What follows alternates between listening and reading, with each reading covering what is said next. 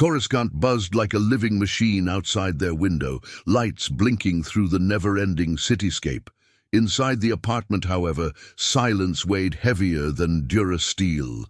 Anakin stood with his arms folded tightly, his jaw clenched, watching the hover traffic rush by in streaks of color. Padmé stood near the kitchen, watching him. He had been distant since the war escalated again, but this was different, darker, like something inside him was at war too. Finally, he turned. "They asked me to spy on the Chancellor." The words hung there, almost unreal. Padmé blinked. "What?" "The Council. They want me to report on him, track his moves, see if he's hiding anything. Palpatine." He looked at her like he was unsure if saying it out loud had made it more real or just worse. Her mouth parted slightly, but the words didn't come right away. "Anakin, that's treason, against the Chancellor, against everything." "I know." His voice cracked with quiet rage. "They're using me. They don't trust me, but they need me because I'm the only one close enough to him, like I'm some kind of tool." Padmé moved closer, her expression full of concern but also confusion. "Do you trust him?" There was a pause. "I don't know anymore," Anakin admitted. "He's always been there for me. Ever since I was a boy. He's the only one who's made me feel understood, like I'm not just some Jedi puppet. But lately..." "Lately what?" "He says things that don't sound right. About the Jedi, about power, about fate." Padmé studied him, her eyes narrowing. "Anakin, if something's wrong with him, you need to tell the Council. That's the right thing to do." "But what if they're wrong? What if he's the one who's been right this whole time?" That was when Padmé's voice dropped, the way it only did when she was truly frightened. "You're scared. I can see it in you. You've been having those dreams again, haven't you?" He didn't answer, which was all the answer she needed. "You think you're going to lose me?" Anakin looked away, shoulders tight. "I know I will." Padmé stepped closer, taking his hands. "Then don't let it happen. Don't keep secrets anymore. Not from me, not from yourself. If something's wrong with the Chancellor, we find out the truth. Together." That word, together, landed like a breath of fresh air in a room long sealed shut. He squeezed her. "Hands, you'd help me do that." She gave a small nod. "Yes, I don't trust him, never have. He's too powerful, too comfortable in the chaos of war. If you're his friend, you have more power than anyone else to uncover what's hidden." And just like that, Anakin's posture changed. His breath evened. For the first time in weeks, he didn't feel alone. "I'll talk to Obi-Wan," he said after a moment. "He deserves to know." Padmé looked worried again. "Can you trust him?" "I have to," Anakin said. "If this goes deeper than I think, then we'll need him." That night, while the city never slept, the course of history turned ever so slightly. The shadows that had begun to tighten. Around Anakin Skywalker hesitated, disrupted by something Sidious hadn't expected, honesty. But Darth Sidious never slept either, and he would soon sense something had shifted. The Jedi Temple always made Anakin feel cold. It wasn't the marble floors or towering spires, it was the eyes, watching, judging. Even now, as a full knight and war hero, he never felt like he belonged. Not really. He moved swiftly through the corridors, his cloak wrapped tight. He didn't call Obi-Wan through the Council, too risky. Instead, he'd sent a personal message to meet him in one of the quiet meditation chambers, deep in the inner levels. Obi-Wan was already waiting when he arrived, standing near a curved window. He turned with a small nod as Anakin entered. "You said it was urgent." Anakin hesitated, just for a second. Then he stepped forward. "The Council asked me to spy on the Chancellor." Obi-Wan's brows lifted, but he didn't look surprised. "I thought they might." "You knew." "I suspected. They've spoken about him in private sessions. Mace doesn't trust how close you are to him." Obi-Wan's voice remained calm, but his expression betrayed his discomfort. "I argued against using you this way." "Then why didn't you tell me?" Anakin said, his voice sharper than intended. "Because I didn't want to put you in an impossible position?" Anakin scoffed and turned away, pacing. "I'm already in one, Master." There was a silence, heavy and tight. Obi-Wan's voice softened. "You told Padmé, didn't you?" Anakin froze. "I can see it on your face. You're not hiding it like before." Obi-Wan walked closer, lowering his tone. "Good. She's always been your grounding point." Anakin blinked, caught off guard. "You're not angry." "I'm concerned, but I also know you better than the Council does. You're not going to betray us, Anakin. You're going to find the truth." That word again, truth. It rang louder than any orders or politics. "I think there's something wrong with him," Anakin said finally. "Palpatine.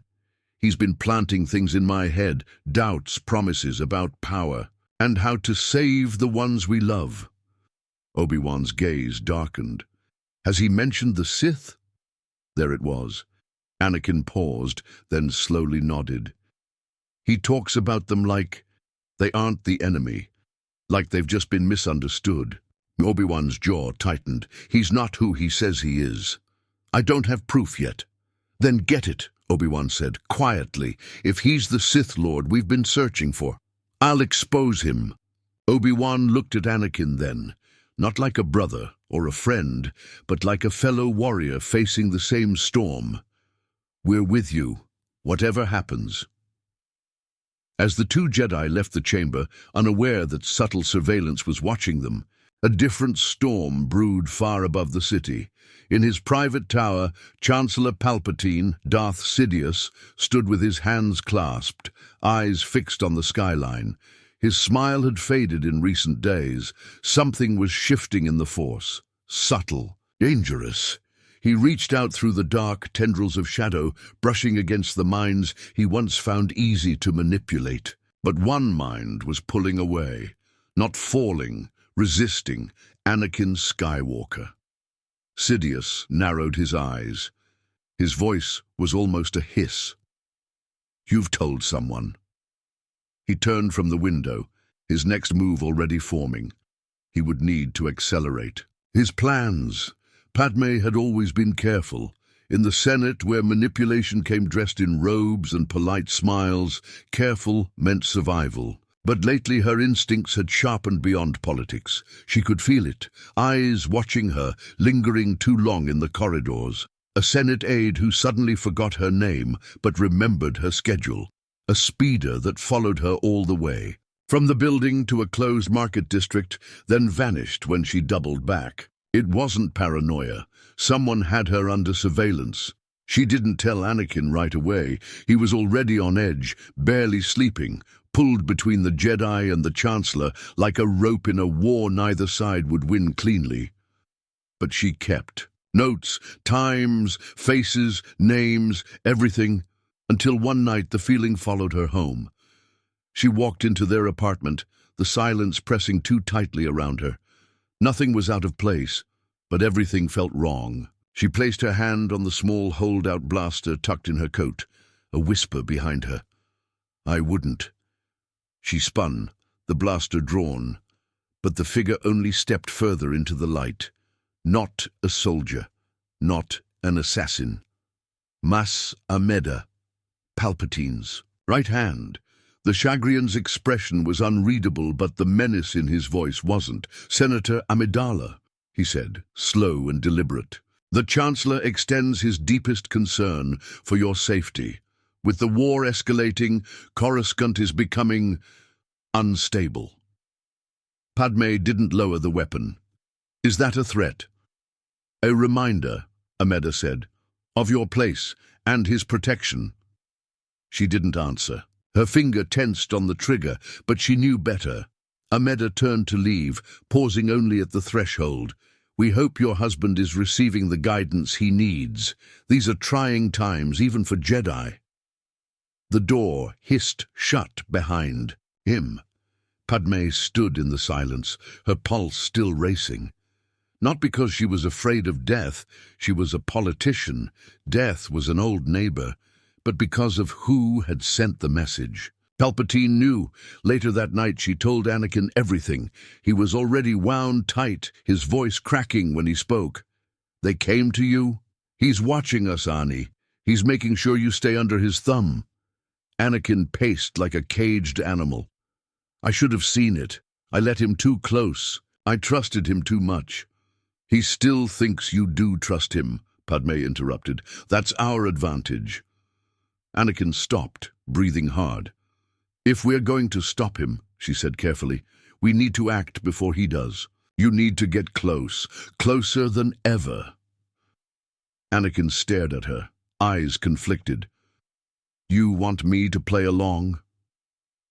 "I want you to survive," she said. "And if we have a chance to stop whatever he's planning before he pulls the entire galaxy into darkness, we take it." She stepped closer, her hands on his chest. "You have to become the spy the Council asked for. Not for them, for us, for what's right."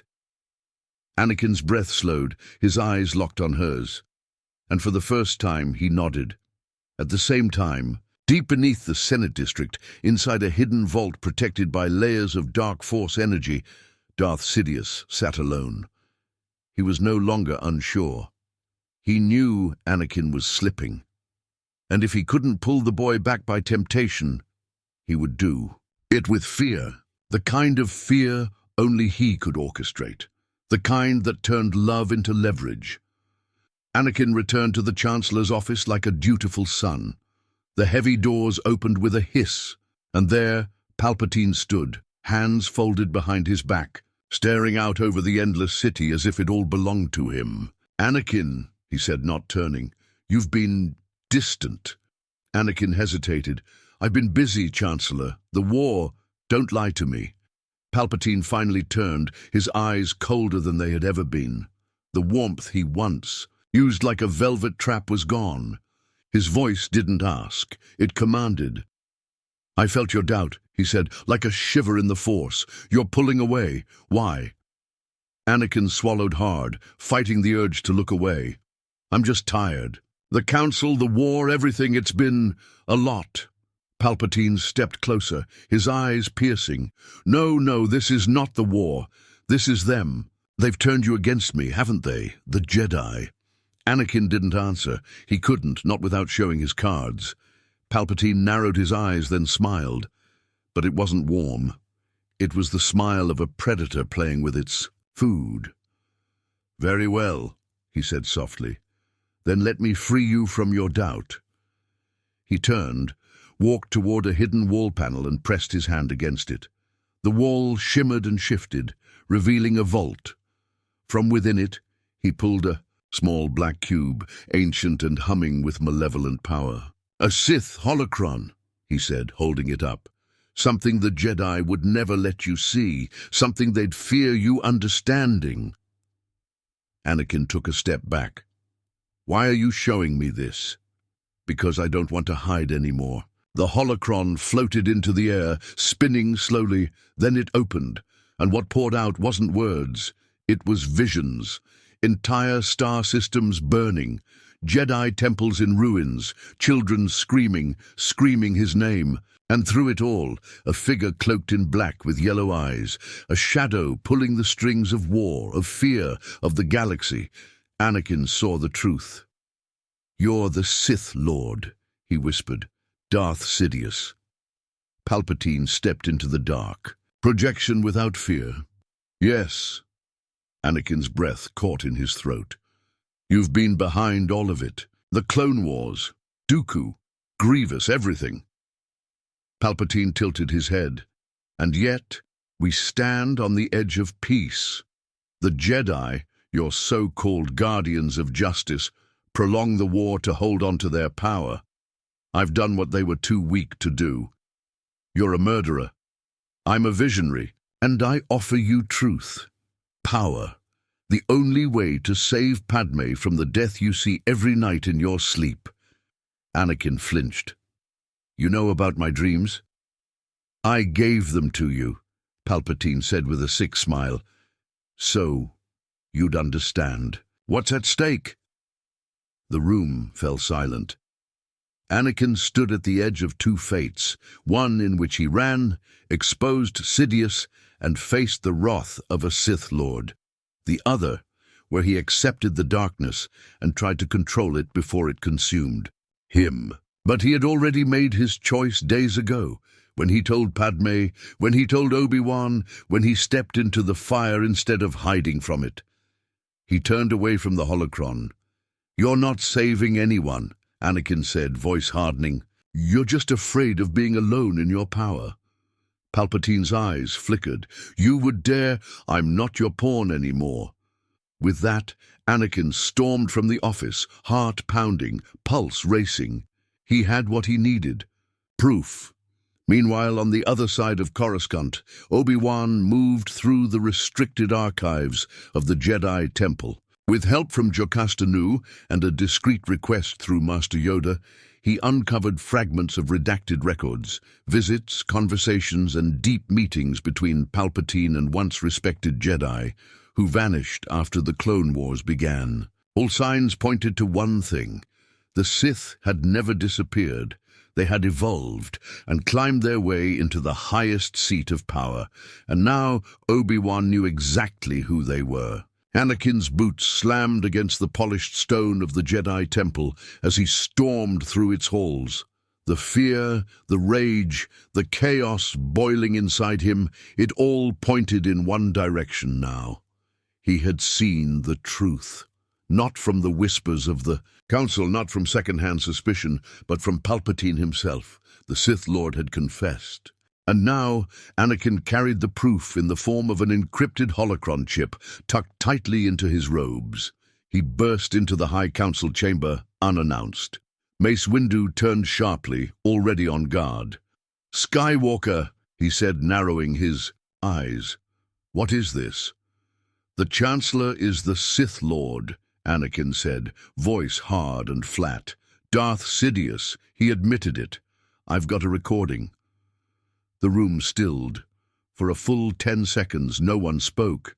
Then Mace stepped forward, disbelief flickering behind his guarded face. "Do you know what you're saying?" "I saw it," Anakin snapped. "You were right about him, you all were, but you waited too long." Windu walked toward him slowly, carefully, like a man approaching a bomb he wasn't sure how to defuse. "Where is he now?" "In his office," Anakin said. "He's exposed, but he won't stay that way for long. He knows I've turned." Mace exchanged looks with Master Plo Koon and Ki-Adi-Mundi. Their decision was swift. "We'll go," Mace said. "He has to be removed before he consolidates the Senate behind him." "I'm coming with you," Anakin insisted. Windu stopped. "No." Anakin blinked. "What?" "You're too close to him. Your judgment is compromised. I just brought you the truth. And I don't question your intentions," Windu said, his voice like a blade sheathed in calm. "But this mission requires clarity, focus, not emotion." Anakin's fists clenched. "This isn't about emotion. This is about Padmé, about the Republic. He's threatening everything we're supposed to protect." "You've done your duty, Skywalker," Windu said coldly. "Now, let us do ours." And just like that, they left him. The doors shut in his face. Anakin stood there in the echoing silence of the Jedi Temple, heart racing, betrayal simmering inside him. They didn't trust him, even after everything. Elsewhere, in the shadowed upper tiers of Coruscant, Padmé moved through her apartment with the careful precision of someone preparing for escape. Her belongings were packed. Not many, just what she needed. Medical supplies, credits, coordinates for a safe house used by Alderaanian diplomats. She didn't know how long she had, but she did know Sidious wouldn't just sit and wait. She could feel it. He wasn't the kind of man who left loose ends dangling. A low knock came at the door. Her hand went to the blaster again. "Who is it?" "It's me." Bail Organa. She opened it, only after scanning for surveillance. I came as soon as I could, he said, stepping inside. I've been hearing rumors about Palpatine, about Jedi moving against him. They're not rumors, she said. He's the Sith, Anakin found out. Bail inhaled sharply. Then we're already out of time. We need to leave, Padmé said. Now. I won't let him use me to break Anakin. Bail nodded. I have a ship prepped. If you come with me tonight, we can be gone before the Senate even knows. Padmé looked around one last time. The life she built, the home that never really felt safe, the secrets hidden behind locked doors. She touched her belly, the twins, and made her decision. Let's go. Back at the temple, Anakin sat in a meditation chamber, but his mind was far from still. Visions flashed behind his eyes, Padmé screaming, flames, a crib burning, Sidious laughing. Every dream he had ever feared now screamed with renewed clarity, and the Jedi, they had left him behind, the same way they always had. He stood, fists clenched, breath shaking. He had done the right thing, and it still wasn't enough. The sky outside was an eerie orange, casting long shadows across the Chancellor's office. Coruscant traffic buzzed below, oblivious to the storm brewing at its highest peak. Mace Windu stepped through the glass doors with 3 Jedi Masters at his side, Kit Fisto, Ajan Kolar, and Saesee Tiin. Their faces were stern, calm, and focused. No words were exchanged. There was no need. Palpatine stood alone near his desk, the room dim but alive with tension. He didn't turn, he only spoke. So, it has come to this. Windu's voice was sharp. In the name of the Galactic Senate of the Republic, you are under arrest, Chancellor. Palpatine turned then, slow and deliberate. Are you threatening me, Master Jedi? This isn't a threat, Windu said. It's justice. Palpatine's gaze darkened. I am the Senate. And then, like lightning, he struck. The red blade ignited with a scream, cutting through the air with impossible speed. Kolar fell before he even lifted his saber. Tiin followed a chi. Heartbeat later, his throat opened in a flash of crimson. Only Kit Fisto and Windu remained, blades meeting the Sith Lords with crackling intensity. Fisto held on for less than a minute. Palpatine's ferocity overwhelmed him, and he collapsed, lifeless. Now it was just Windu, and he did not falter. The two dueled across the Chancellor's office, the glass walls shattering, sabers clashing in a storm of light and hate. Windu's movements were precise, measured, Viapad, the technique that fed on darkness to defeat it. He wasn't just surviving, he was winning. Palpatine stumbled. Windu disarmed him, sent his saber spinning out the window. Sparks flew as Windu raised his blade. You've lost, he said. You're under arrest. Palpatine dropped to the floor, hissing. Please, don't kill me. I'm too weak. But Windu didn't lower his blade. His face was hard, his mind calculating. You're too dangerous to be left alive. And that was the moment Anakin arrived. He had followed the Force like a beacon, torn between guilt and fear. He burst into the ruined office, breathless, and stopped cold. He saw the Sith cowering and the Jedi above him, blade raised. Anakin's voice shook. Master Windu, wait, don't. He's the Sith Lord, Windu said, not even turning. He's manipulated everything. We end this now. He has to stand trial, Anakin shouted. He has to answer for what he's done. Windu's tone was ice. You don't understand. If he lives, he'll twist everything. The Senate, the Republic, you, he already has. Anakin looked down at Palpatine, trembling, whispering his name. Anakin, help me. In his mind, Anakin saw Padmé, dying. The Force was loud now, screaming from every direction. Windu's blade began to fall. Anakin moved without thinking. His saber caught Windu's wrist mid-swing. The two locked eyes, shock flashing in both. Anakin! I need him alive! Windu stumbled back, but only for a second. He lunged again, and this time Palpatine didn't hesitate. The Force exploded from his hands in bolts of lightning.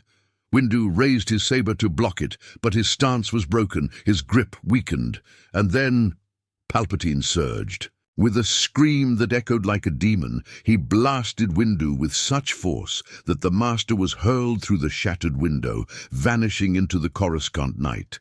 Anakin stood frozen, his breathing loud, his hands shaking.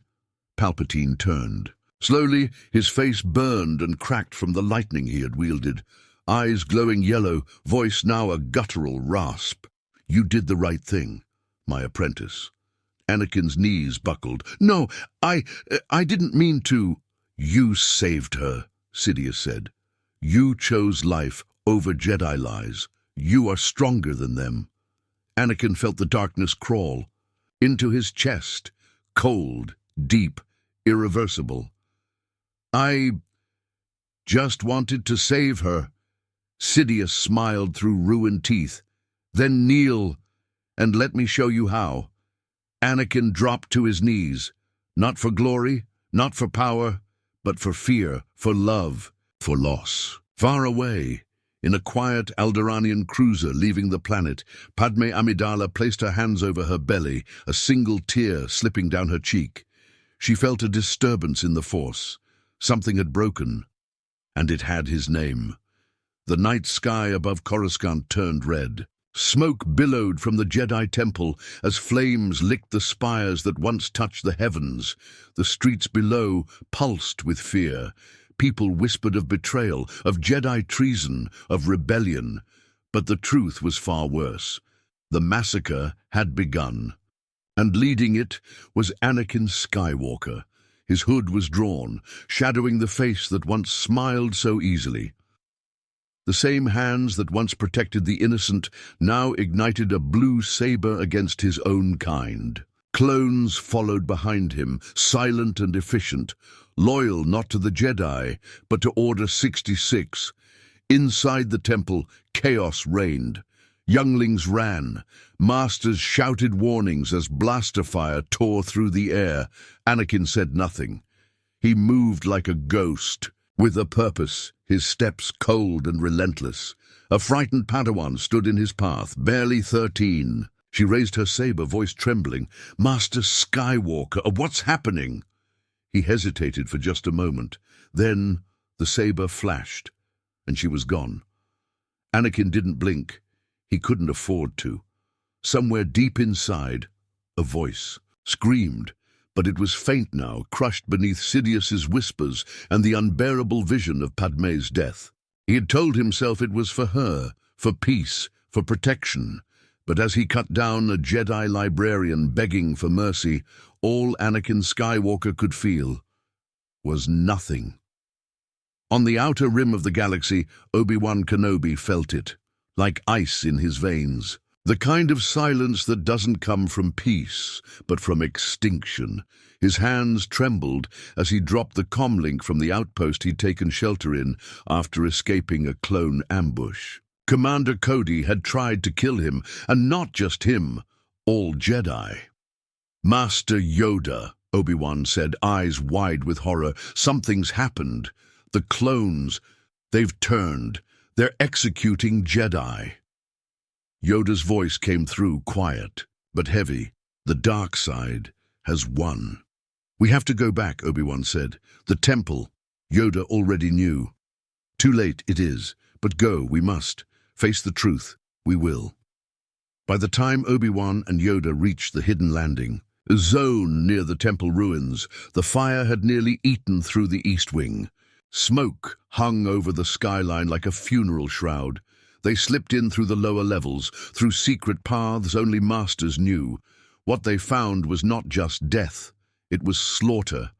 Bodies lay everywhere, slashed, burned, children, knights, elders. There were no survivors until Obi-Wan knelt by a dying Padawan. The boy's breath was ragged, blood pooling beneath him. "I saw him," the boy whispered. "Skywalker." Obi-Wan froze. "Anakin?"